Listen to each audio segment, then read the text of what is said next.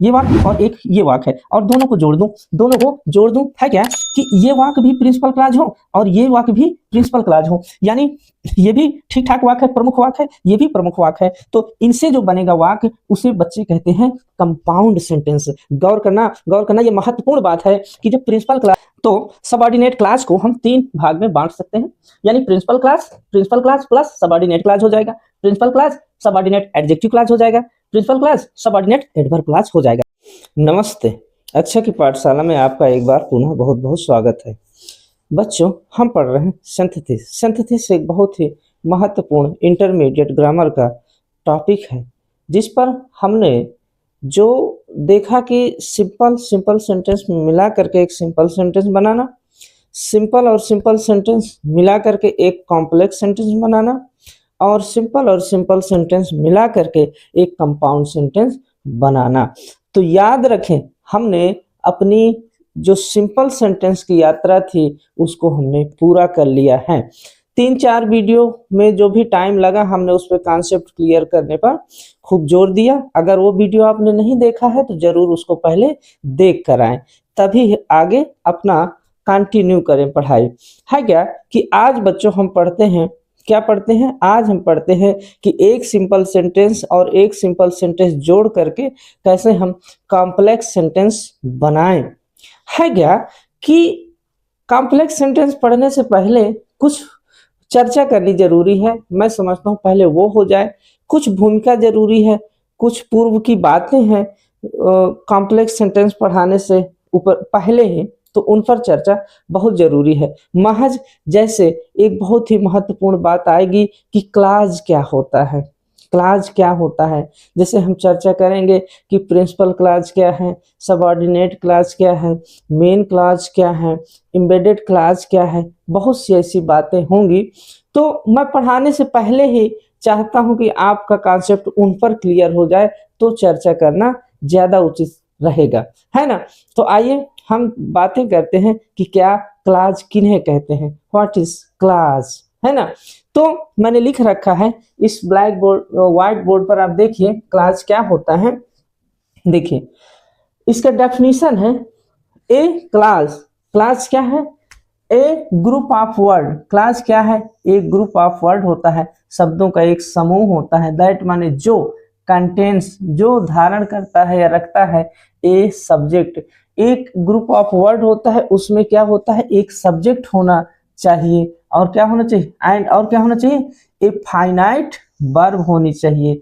तो बच्चे जाना कि दो चीज अगर हो जाए, सब्जेक्ट हो और एक फाइनाइट वर्ब हो, तो वो क्या कहा जाएगा, इज कॉल्ड क्लॉज, तो उसे हम क्लॉज कहते हैं। आपके मन में शंका हो सकती है कि यह तो एक सेंटेंस ही हो गया। बच्चे, ये सेंटेंस नहीं हुआ है, सेंटेंस थोड़ा सा और आगे की बात है। देखिए सेंटेंस पर थोड़ा सा चर्चा करते हैं। सेंटेंस क्या है, सेंटेंस मैंने यहां लिखा है, sentence has a complete sense. देखिए लिखा है सेंटेंस क्या होता है, तो सेंटेंस की डेफिनेशन तो ये है कि a group of word which has a complete sense. कि मतलब शब्दों का समूह तो होता है, सब्जेक्ट भी होता है, मेन वर्ब भी होता है, लेकिन सबसे जो महत्वपूर्ण बात यह है कि उसका एक कंप्लीट सेंस होता है। सेंस माने उसका मतलब होता है बच्चे, अर्थ होता है। देखो गौर करो, मैं जब क्लास बता रहा हूं तो सब्जेक्ट होता है, फाइनाइट वर्ब होता है, लेकिन याद रखें उसका कभी भी कंप्लीट सेंस नहीं होता, उसका पूरा का पूरा अर्थ नहीं निकलता है। लेकिन जब मैं सेंटेंस की बात करता हूं जहां पे फुल स्टॉप आता है, तो उसमें यह जरूरी होता है कि उसका एक संपूर्ण अर्थ प्रकट होता है, तो उसे ही हम सेंटेंस कहते हैं। बच्चे, क्लॉज को कभी कभी हम उपवाक्य कह देते हैं, है ना। देखिए क्लॉज को भी 2 प्रकारों में हम बांट सकते हैं। ये देखिए क्लॉज को 2 प्रकारों में बांट सकते हैं, प्रिंसिपल क्लॉज और सबऑर्डिनेट क्लॉज।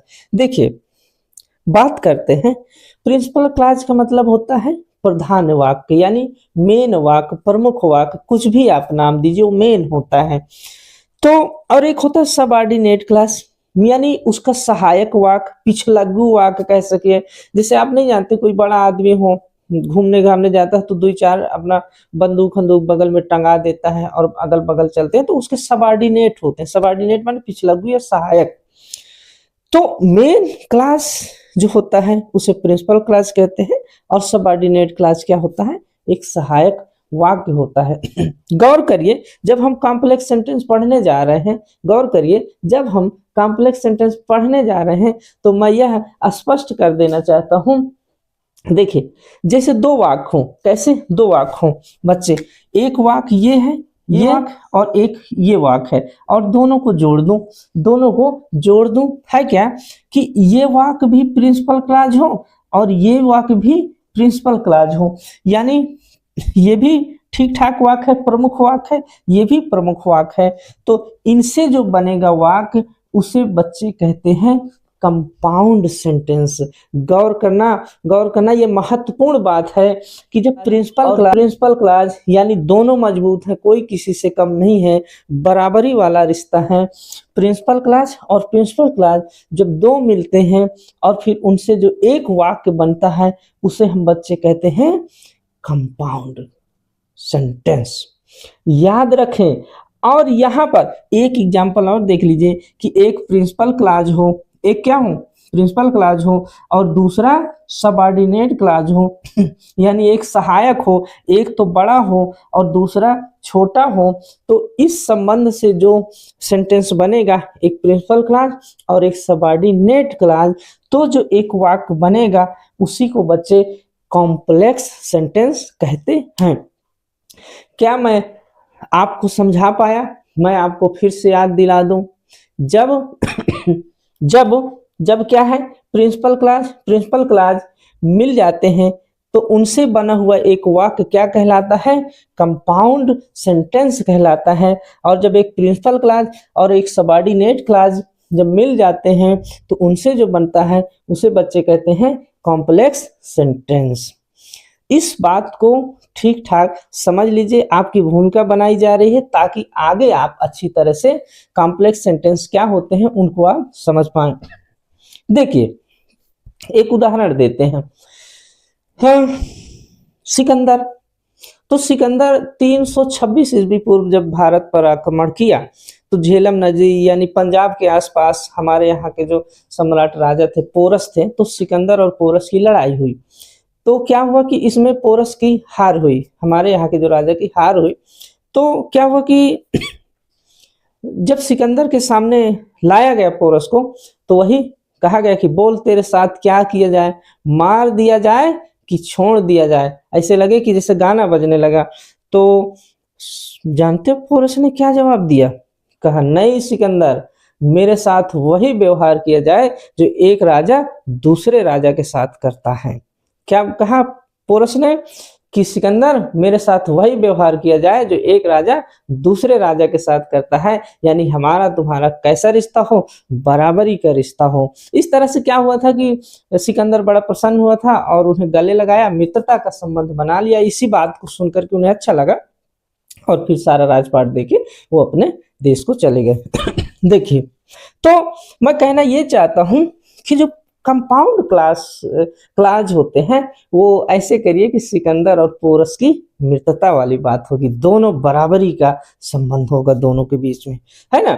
और ये जो सबऑर्डिनेट क्लॉज होगा इनमें तो मालिक नौकर का संबंध होगा। तो मालिक नौकर का संबंध होगा तो क्या बनेगा, कॉम्प्लेक्स सेंटेंस। और जब मालिक दोनों होंगे तो कैसे बनेगा, आपका बनेगा कंपाउंड सेंटेंस। तो इस बात को अपनी कॉपी में अच्छे से आप नोट डाउन कर लीजिए, लिख लीजिए, फिर मैं आगे चर्चा बढ़ाता हूं। बेहतर आपको समझ में आया होगा कि क्लॉज क्या है, सेंटेंस क्या है। क्लॉज के दो प्रकार हैं और मैं यह बताने का प्रयास किया कि कॉम्प्लेक्स सेंटेंस क्या होते हैं और कंपाउंड सेंटेंस क्या होते हैं। आइए इसे आप स्क्रीनशॉट ले लीजिए या नोट डाउन कर लीजिए, फिर हम चर्चा आगे बढ़ाते हैं। तो आइए हम अब चर्चा शुरू करते हैं कि कॉम्प्लेक्स सेंटेंस क्या होते हैं। जैसे यहाँ लिखा हुआ है फॉर्मेशन ऑफ कॉम्प्लेक्स सेंटेंसेस, कि कॉम्प्लेक्स सेंटेंस का जब हम निर्माण करेंगे तो किस प्रक्रिया से होकर गुजरेंगे, आइए उन पर थोड़ा सा चर्चा करते हैं। देखो, है क्या कि पहले ही बताया जा चुका है कि जो कॉम्प्लेक्स सेंटेंस होते हैं, एक तो प्रिंसिपल क्लॉज रहेगा, क्या रहेगा, प्रिंसिपल क्लॉज रहेगा, दूसरा क्या रहेगा, सबऑर्डिनेट क्लॉज रहेगा। तो बराबर हमारा क्या बन जाएगा बच्चे, कॉम्प्लेक्स सेंटेंस बन जाएगा।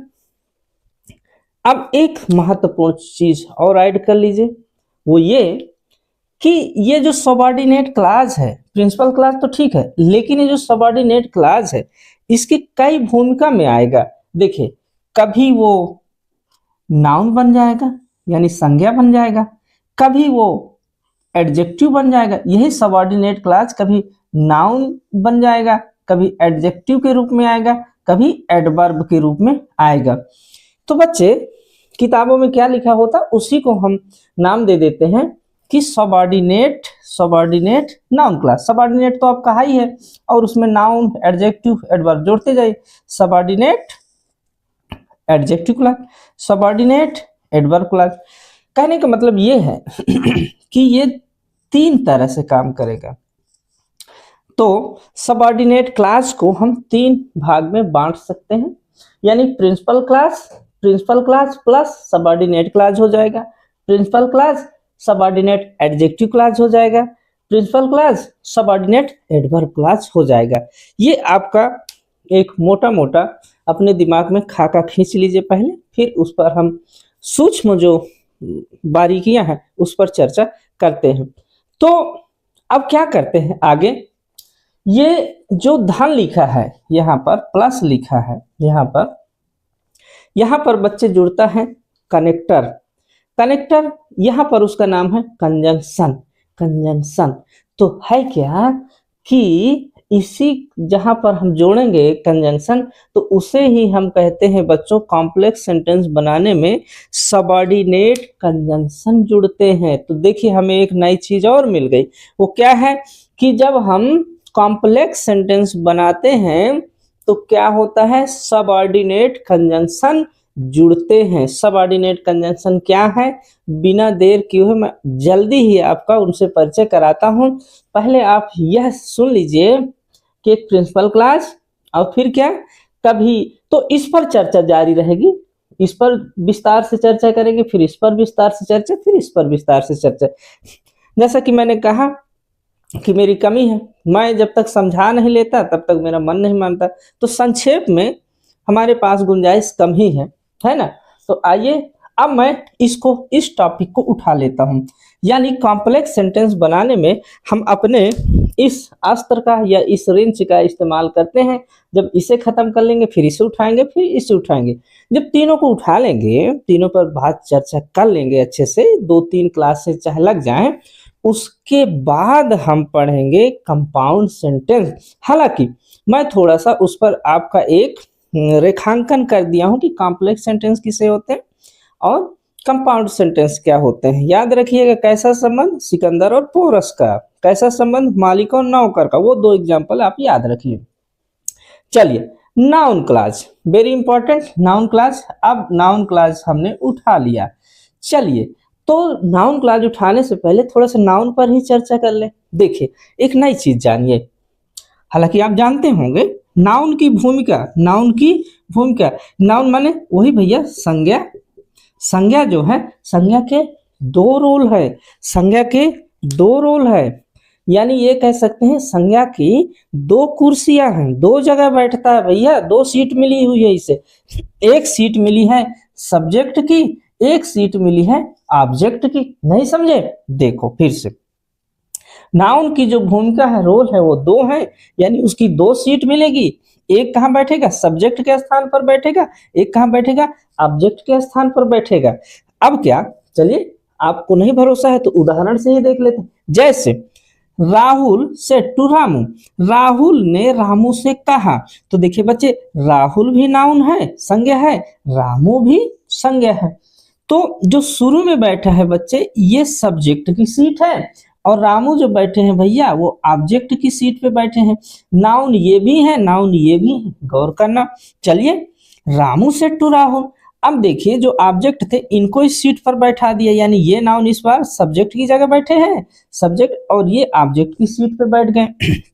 ऐसे जैसे पर्सन आ जाते हैं, ही सेड टू मी, वह मुझसे कहा, तो ये सब्जेक्ट का नाउन है, ये सब्जेक्ट की जगह नाउन ही का प्रयोग हुआ है, प्रोनाउन का, नाउन या प्रोनाउन का। और यहां पर क्या है, ऑब्जेक्ट का। ये देखिए सब्जेक्ट का, ऑब्जेक्ट का। तो सीट नंबर 1 इधर है, सीट नंबर 2 इधर है। तो ये 2 नंबर वाली यानी ये 2 ऑब्जेक्ट है और ये एक सब्जेक्ट है। क्या मैं आपको समझा पाया? कहने का मतलब ये है कि जब मैं कॉम्प्लेक्स सेंटेंस बताऊंगा तो नाउन तो आएगा, लेकिन कौन सी सीट पर आएगा यह भी गौर करने वाली बात होगी। जैसे वो कर्म की जगह आ सकता है नाउन, वो सब्जेक्ट की जगह आ सकता है।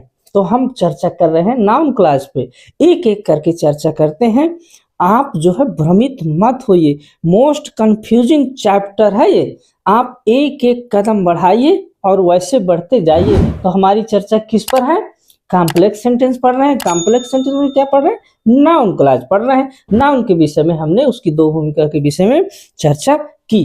थोड़ा सा इसका स्क्रीनशॉट लीजिए, फिर हमें आगे ऐसे ही अगला कदम चर्चा का बढ़ाते हैं।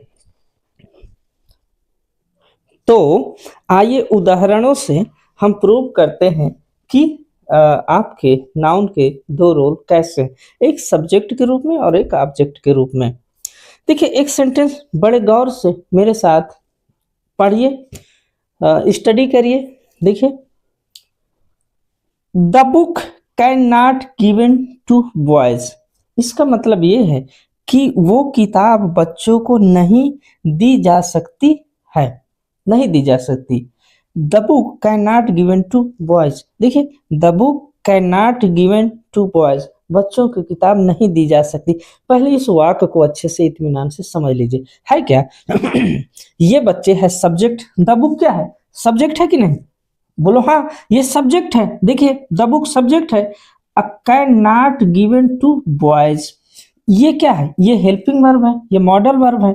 तो ये हेल्पिंग वर्ब फिर क्या है? Main verb. ऐसे वाक्य बना है कुछ यूं ही, पहले सब्जेक्ट, फिर हेल्पिंग वर्ब, फिर मेन वर्ब, फिर ऑब्जेक्ट। यही तो आपने पढ़ा है ना? अब देखिए है क्या, यहां पर ये जो सब्जेक्ट आया है तो ये एक ही शब्द तो है लगभग, उसके पहले दा लगा नहीं, एक ही शब्द तो है। तो क्लाज तो है नहीं, क्लाज कहाँ है? ये तो ओनली एक शब्द है।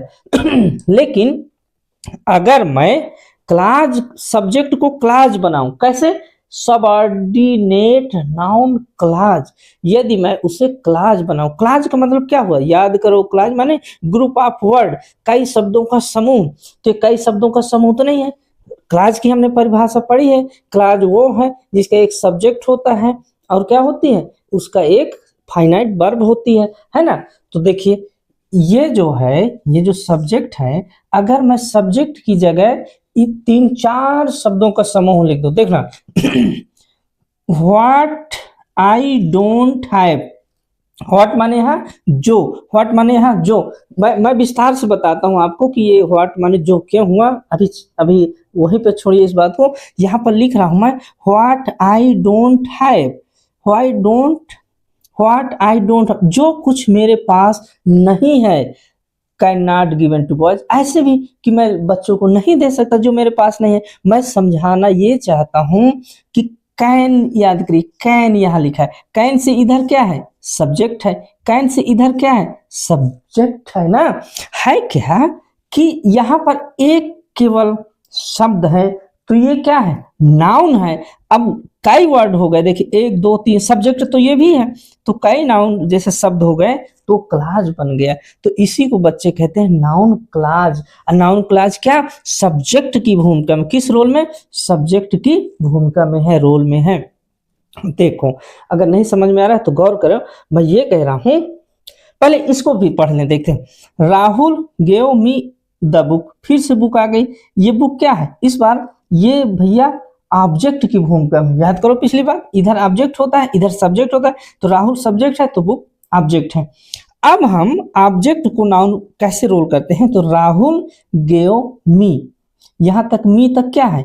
मी तक आपका है, ये मी ऑब्जेक्ट है, मी ऑब्जेक्ट है ना? तो इसके बाद द बुक ऑब्जेक्ट है, ये भी आप ये क्या है, ये इनडायरेक्ट ऑब्जेक्ट है, ये डायरेक्ट ऑब्जेक्ट है, मैंने एक बार चर्चा की है। जो पर्सन होते हैं वो इनडायरेक्ट होते हैं, जो वस्तु या जगह होते हैं वो डायरेक्ट होते हैं। तो ये डायरेक्ट ऑब्जेक्ट है। तो इस ऑब्जेक्ट एक शब्द है, लेकिन अगर इसे हम क्लाज बनाएंगे बच्चे, यदि हम इसे क्लाज बनाएंगे तो क्लाज एक शब्द का तो होता नहीं, शब्दों का समूह होता है। तो लिखा What I did not have, तो इसका राहुल गेव में, राहुल ने मुझे दिया जो मेरे पास नहीं था। तो ये बुक की ही बात की जा रही है। मैं ये कह रहा हूं कि इतना बड़ा हमारा ये क्या है, कर्म है। अब कर्म किस रूप में है, नाउन के रूप में। बुक भी नाउन है, यहाँ भी नाउन है, यहाँ भी नाउन है। तो देखिए जब हम सब्जेक्ट की जगह बड़ा सा कई ग्रुप का समूह लिख दिए तो क्या हुआ, वो हमारा सब्जेक्ट के रूप में यूज हुआ, और यहां पर कैसे हुआ, ऑब्जेक्ट के रूप में यूज हुआ। देखिए आपको ये जो कंजक्शन है व्हाट, जो ये आपको कंफ्यूज कर रहा होगा, तो पहले इतना ही समझिए, इसे नोट डाउन कर लीजिए, मैं विस्तार से उसकी चर्चा कर देता हूं। देखिए मैं एक बार फिर से, मेरा मन नहीं मान रहा, मैं एक बार और समझाऊंगा। देखिए मैं ये कह रहा हूं कि ये क्या है, सब्जेक्ट है, सब्जेक्ट के बाद क्या, हेल्पिंग वर्ब है। देखिए सब्जेक्ट के बाद हेल्पिंग वर्ब आती है, हेल्प, यानी मैं ये कह रहा हूं कि हेल्पिंग वर्ब से होता क्या, सब्जेक्ट होता है। सब्जेक्ट यदि एक शब्द है केवल तो वो नाउन है, और अगर कई शब्दों में आ जाए तो नाउन क्लास है। तो देखिए अगर एक खाली बुक है तो नाउन है, अगर 1 2 3 4 तीन चार शब्द आ गए तो नाउन क्लास हुआ। और ये क्या है, इस सब्जेक्ट की जगह पर नाउन यूज हुआ है। और यहाँ पर एक शब्द है तो ऑब्जेक्ट है, लेकिन ये नाउन है, ये नाउन है बच्चे, ये भी नाउन है। तो इसको 2-3 शब्दों में मैंने बढ़ा के लिख दिया, किससे, कंजंक्शन व्हाट से लगा के, सबऑर्डिनेट कंजंक्शन उसे हम कहते हैं। तो बन गया इसका कॉम्प्लेक्स सेंटेंस। तो 2 रोल हुआ, जब पहले तो क्या हुआ, सब्जेक्ट के रूप में, जब बाद में तो ऑब्जेक्ट के रूप में। इसीलिए मैंने भूमिका वहां पर आपको बताई थी। आप थोड़ा सा इसे नोट डाउन करिए, फिर मैं जो ये कंजंक्शन है इस पर थोड़ा सा चर्चा जारी करता हूँ। आप पहले स्क्रीनशॉट या कुछ भी इसे नोट डाउन अपने फेयर में कर लीजिए, ठीक है। तो कॉम्प्लेक्स सेंटेंस पर हमारी जब चर्चा जारी है तो हम जो बता रहे हैं, मैं कह रहा हूं कि हम अब देखेंगे क्या, कंजंक्शन। तो सबऑर्डिनेट क्लाज को जोड़ने वाले कंजंक्शन को सबऑर्डिनेट कंजंक्शन भी कहते हैं। याद करिए जहां मैं कहता कि ये जो धन है, यहाँ पर जो धन है, यहाँ पर जो जोड़ने वाले कंजंक्शन होंगे उनका नाम क्या होगा, उनका नाम होगा बच्चों सबऑर्डिनेट कंजंक्शन। तो देखिए अभी हमने पिछले 2 वाक्यों पर चर्चा की, उसको आप गौर से सुनिए। एक बात और कर देता हूं चर्चा, कि राहुल गेव मी, राहुल ने मुझे दिया, क्या दिया, What I did not have, जो कुछ मेरे पास नहीं था राहुल ने वो दिया। तो बच्चे मैं कहना ये चाहता हूं कि देखिए ये जो इतना बड़ा जो सेंटेंस है यही है आपका प्रिंसिपल क्लॉज। ये क्या है, ये है आपका बच्चे प्रिंसिपल क्लॉज। प्रिंसिपल क्लॉज तो होता ही है, वो अपने आप में ठीक है, लेकिन ये जो पिछलग्गू है, सहायक वाक्य है या उपवाक्य, जो भी आप नाम दीजिए, ये क्या होता है, सबऑर्डिनेट कंजंक्शन से जुड़ता है। तो ये वाला जो पार्ट हुआ बच्चे, ये वाला जो पार्ट हुआ उसको ही हम कहते हैं सबऑर्डिनेट कंजंक्शन। उसे क्या कहते हैं, सबऑर्डिनेट कंजंक्शन। और सबऑर्डिनेट कंजंक्शन कौन सा, नाउन वाला, क्योंकि अभी हम चर्चा नाउन पे कर रहे हैं ना, अभी एडजेक्टिव और एडवर्ब पे तो कर रहे हैं। तो ये सबऑर्डिनेट नाउन क्लॉज है, इधर वाला पार्ट। और याद रखे यहाँ नाउन किस भूमिका में है, ऑब्जेक्ट की भूमिका में है। क्यों ऑब्जेक्ट की भूमिका में है, क्योंकि ऑब्जेक्ट की जगह जब आ जाता है तो ऑब्जेक्ट की भूमिका, सब्जेक्ट की जगह आता है तो सब्जेक्ट की भूमिका। जैसे द बुक वाला, the book is can not given to the boys, वो वाले एग्जाम्पल देखे तो वहाँ सब्जेक्ट की भूमिका में। क्या आपको पता है ये वाला जो पार्ट है प्रिंसिपल क्लॉज है, ये वाला जो क्लॉज है वो कौन सा है, सबऑर्डिनेट क्लॉज है। सबऑर्डिनेट में कौन सा, सबऑर्डिनेट नाउन क्लॉज। नाउन किस भूमिका में है, ऑब्जेक्ट की भूमिका में है। अभी जो पिछला सेंटेंस हमने बताया वो किस भूमिका में था, सबऑर्डिनेट नाउन क्लॉज भूमिका क्या थी, सब्जेक्ट की थी। क्योंकि बुक के पहले व्हाट आई डोंट हैव, जो मेरे पास नहीं है, can not given to the boys. पिछला वाला आप जो है एग्जाम्पल देखे तो आपको समझ में आएगा। अब आइए थोड़ा सा चर्चा मैं थोड़ा सा सीरियस करता हूँ, थोड़ा सा और मजबूती से मेरे शब्दों पर आप ध्यान दीजिएगा कि जो कंजंक्शन है, कुछ कंजंक्शन सबऑर्डिनेट कंजंक्शन हम यहाँ कह रहे हैं, तो उन कंजंक्शन से आइए थोड़ा सा मैं आपको रूबरू कराता हूँ। कैसे? जैसे बच्चे दैट, दैट का अर्थ होता है कि, जब कनेक्टर बनता है दैट तो की होता है, इसका अर्थ जो भी होता है। व्हाट माने क्या होता है, व्हाट माने जो भी होता है। वेयर माने कहाँ होता है और जहां भी होता है। व्हाई माने क्यों होता है, व्हाई माने जिस कारण या जिस वजह से भी होता है। गौर करिएगा अभी शब्दों पर गौर करिए। हाउ माने कैसे, हाउ माने जैसे भी। हुम माने किसको, हुम माने जिसको भी, किसको भी और जिसको भी। हुच माने कौन सी, हुच माने जो भी। व्हेन माने कब, व्हेन माने कब, तो व्हेन माने जब भी। अब सवाल ये है कि ये का जो उच्चारण है, जो प्रोनाउंसिएशन है, वो जा कब हो जाता है ना। जैसे कहाँ जहां, कहाँ जहां। तो मेरे साथ 1 मिनट इत्मीनान से बने रहिए, मैं आपको जो आइडिया देता हूं आपका कंफ्यूजन हमेशा के लिए गायब हो जाएगा। देखिए, आपने मेरे साथ जब टेंस पढ़ा था तो हम जब इंटरोगेटिव सेंटेंस पढ़े थे, तो इंटरोगेटिव सेंटेंस में क्या होता है? सबसे नंबर 1 पे होता है बच्चे WH वर्ड। और यहाँ पर देखिए सभी WH वर्ड ही हैं, जो सबऑर्डिनेट कंजंक्शन बने हैं सब WH वर्ड ही हैं। तो इसीलिए वहां पर हमें जाना होगा। जब प्रश्नवाचक वाक्य बनाए थे तो नंबर 1 पर क्या होता है? WH word. नंबर 2 पर हेल्पिंग वर्ब। नंबर 3 पर सब्जेक्ट। 4 पर यदि नॉट आ जाए। 5 पर मेन वर्ब, फिर ऑब्जेक्ट और फिर सप्लीमेंट्री या अदर वर्ड आप कहते हैं। ठीक है, अब गौर करिए मैं क्या कह रहा हूं। मैं ये कह रहा हूं कि यदि ये यहाँ पे लिखा है WH वर्ड है और हेल्पिंग वर्ब है, सब्जेक्ट है, नॉट है, main verb, object, other word. अगर बात ऐसी है, अपने नियम से चल रहा है, WH वर्ड पहले यूज हुआ है और उसके बाद हेल्पिंग वर्ब यूज। देखिए WH वर्ड के बाद हेल्पिंग वर्ब आए, गौर करिएगा। WH वर्ड के बाद अनिवार्य रूप से यदि हेल्पिंग वर्ब आ जाती है तो उसका उच्चारण का होता है। जैसे वेयर माने कहाँ ही होगा, यानी का उच्चारण। व्हाट माने क्या ही होगा। क्यों? क्योंकि उस WH वर्ड के बाद हेल्पिंग वर्ब आनी चाहिए, तो उसका उच्चारण का होता है। तो हमारा उत्तर खामखा निकल आया। क्या? यदि WH वर्ड के बाद, याद करो, यदि WH वर्ड के बाद हेल्पिंग वर्ब नहीं आती है तो वहां पर इन्हीं WH वर्ड का उच्चारण का की जगह जा हो जाता है। जैसे व्हाट माने क्या, लेकिन क्या कम।